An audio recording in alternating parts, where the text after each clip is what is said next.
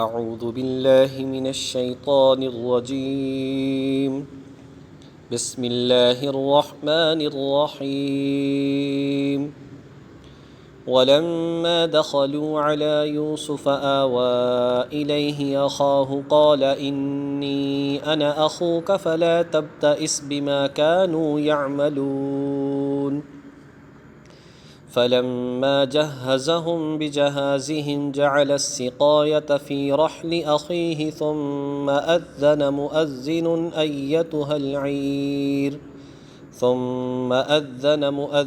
أيتها العير إنكم لسارقون صدق اللہ العظیم۔ ولما دخلوا على یوسف، اور جب یہ لوگ یوسف علیہ السلام کے پاس پہنچے، یوسف علیہ السلام کے بھائی جب دوبارہ غلہ لینے کے لیے یوسف علیہ السلام کے پاس پہنچے، آوا الیہ اخاہ، تو انہوں نے اپنے بھائی کو خاص اپنے پاس جگہ دی، آوا مقام دیا، جگہ دی، الیہ خاص اپنے پاس، اخاہ اپنے بھائی کو یعنی بنیامین کو، قالا اور پھر کہا اپنے بھائی سے، انی انا اخوک میں تمہارا بھائی ہوں، فلا تبتئس لہٰذا تم رنجیدہ مت ہونا، بما کانوا یعملون ان باتوں پر جو یہ کرتے ہیں، جو دوسرے بھائی تمہارے ساتھ کرتے رہے، بدسلوکی کرتے رہے، غلط باتیں کرتے رہے، پریشان کرتے رہے، اس پر اب تم رنجیدہ مت ہونا۔ فلما جہزہم بجہازہم، پھر جب یوسف علیہ السلام نے ان کا سامان تیار کروا دیا، جعل السقایۃ تو رکھ دیا پانی پینے کا پیالہ، فی رحل اخیہ اپنے بھائی کے کجاوے میں، اپنی بھائی کی سواری کے سامان میں، ثم اذن مؤذن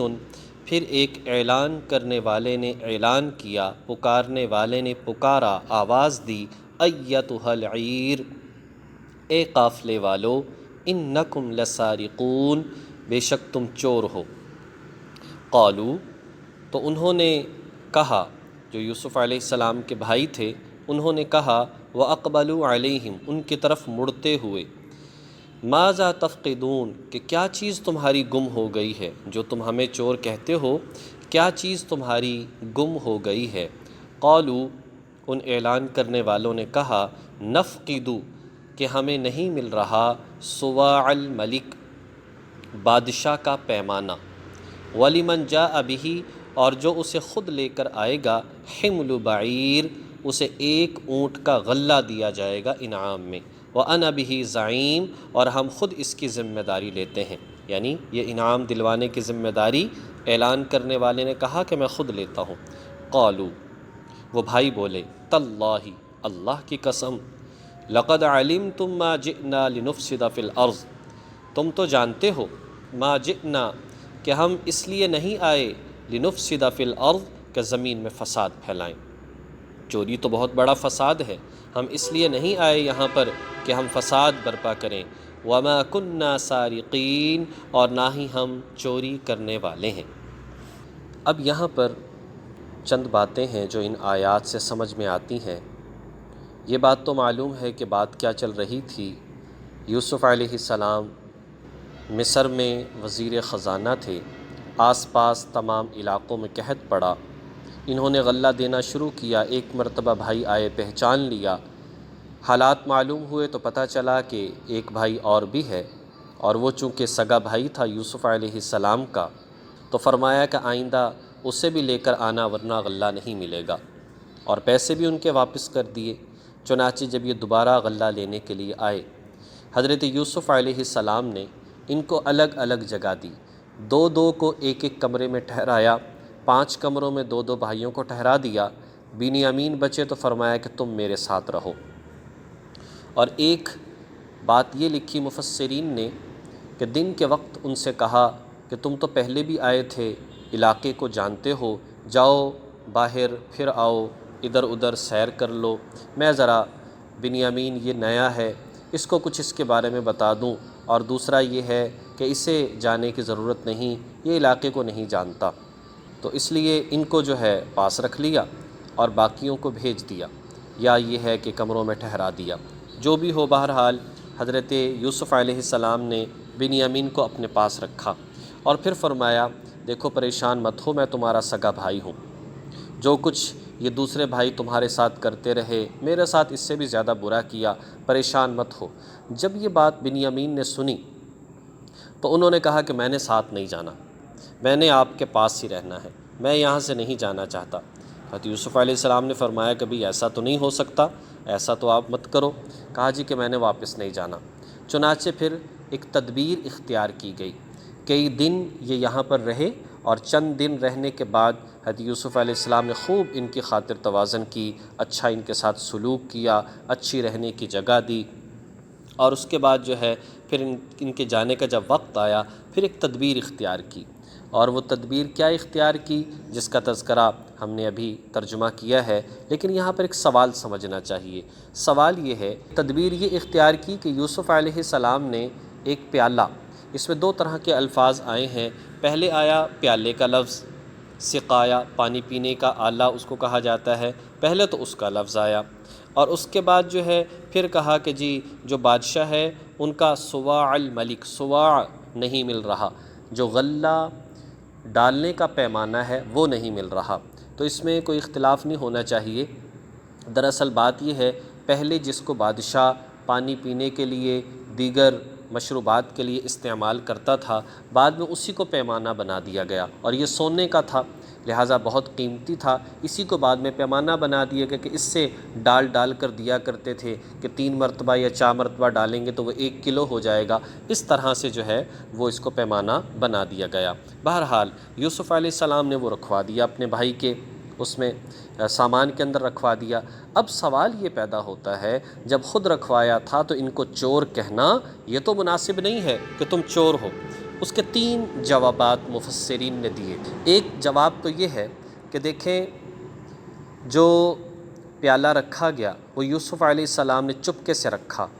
جس عملے نے اعلان کیا ان کو یہ بات معلوم نہیں تھی، چنانچہ انہوں نے اعلان کیا کہ ہمیں وہ پیمانہ نہیں مل رہا، لہٰذا یہ غلط نہیں ہے۔ دوسری بات یہ ہے، یوسف علیہ السلام نے اشارتاً یہ بات کہی کہ یہ چور ہیں۔ کیا مطلب؟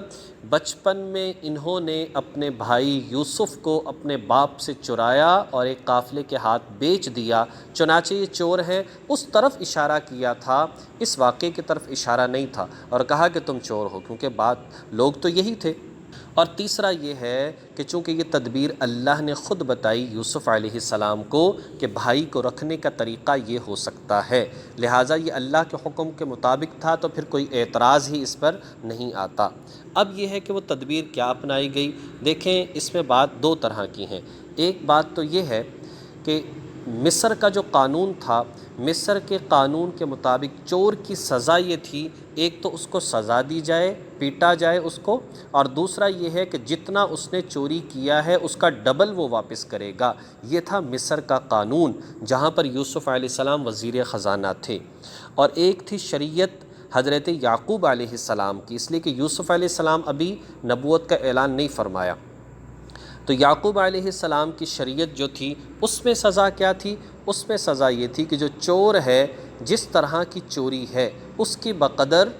جو ہے جس کی چوری ہوئی ہے چور کو وہاں رہنا پڑے گا اور خادم بن کر کام کرنا پڑے گا۔ اگر چیز 1000 کی ہے تو 1 سال تک جو چور ہے وہ غلام بن کر رہے گا، اور اگر 500 کی ہے تو 6 ماہ تک، تو اس طرح سے اسی قدر جو ہے اس کی سزا ہوگی۔ تو اس لیے یوسف علیہ السلام نے جو اعلان کروایا تو ان سے یہی بات کہی کہ دیکھو بھئی بات یہ ہے